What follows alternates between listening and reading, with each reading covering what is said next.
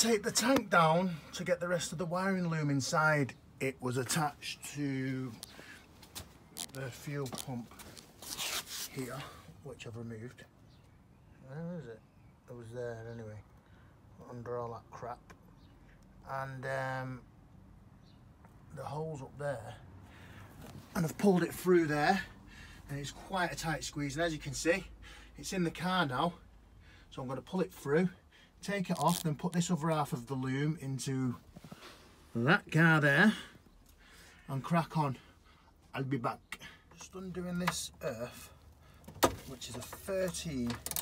It's connected to the loom that I need to take out. Notice I can split this loom into two. So the back half, really, I could have took this big chunk of it out. But sorry guys, I'm just one-handed filming. I've not got any, well, telling a lie, I've got some fancy equipment inside, but it's not really set up. I need to get a few things for it. But we undo that, and then undo that 10mm under there. Then one of these earths is connected to this, which is on a spade, which will unplug off that, and it should be off. We're off. I just noticed these spades. I've not seen a spade like that before. You can see that little, it's a lever popping up. It needs to be pressed in order to be released. First time I've seen it. Anyway, just thought I'd mention it. The Mark II now. That's out as quick as that. I noticed again I didn't have to take something off that, because that part of the wiring loom was connected to this on its own little loom, which unplugged, which is different. This is being removed and changed. I'll do this today at some point, but I try to get as much done as I can, so the car progresses pretty quick really, so it's looking like the real deal. Obviously I'm not going to be able to do the front panels until I source 2 front new wings. So if anybody out there can help, if you've got a couple of wings, give us a shout and we'll come and collect them. Thanks. Differences between the models. Now this is the Mark II fuse board. It's pretty much identical apart from there. See that? Also, as you can see, it's embossed. The print is coming off the plastic embossed, and on this one it's printed onto the plastic. I was going to use that, but I'm not going to now. I've noticed a difference, so keep it original. Also, that's in a different place, and it doesn't have the earths. That it's not bolted underneath that bracket, which is handy. That bracket's the same, and the one on the turbo's damaged, so we've got a new bracket there. So I'll crack on with this now and get this wired in. A green, and this is a mess. So I'm going to get this contact spray, that WD, and I'm just going to simply clean it all up best I can, because I'm not putting it back together. Then there's a problem with the car down the line, and I've got to mess with all this lot again because it's not happening. So might as well do it now while it's out. What can I say?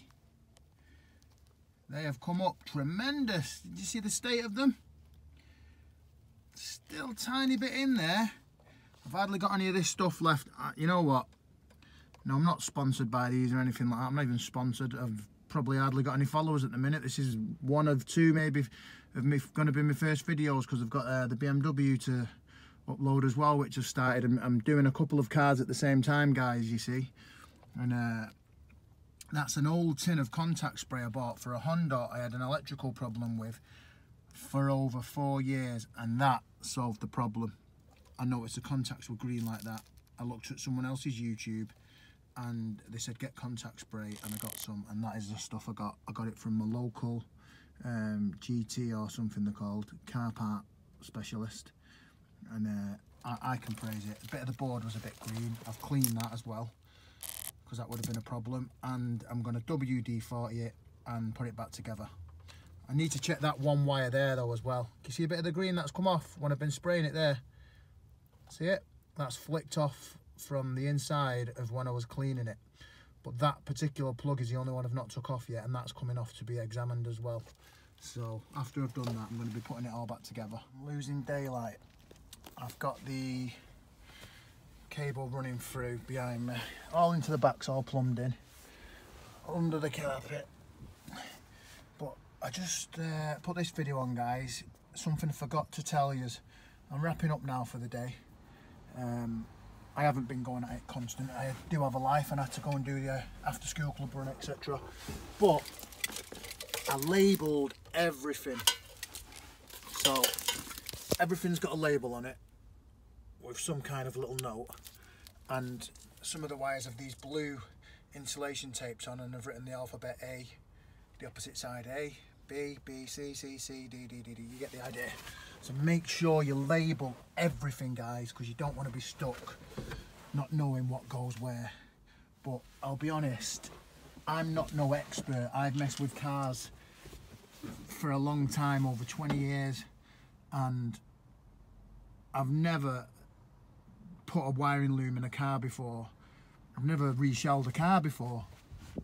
When I was 19, I put an engine in a Renault 5 Turbo, and that was about the most I did, and that was on my own self-taught.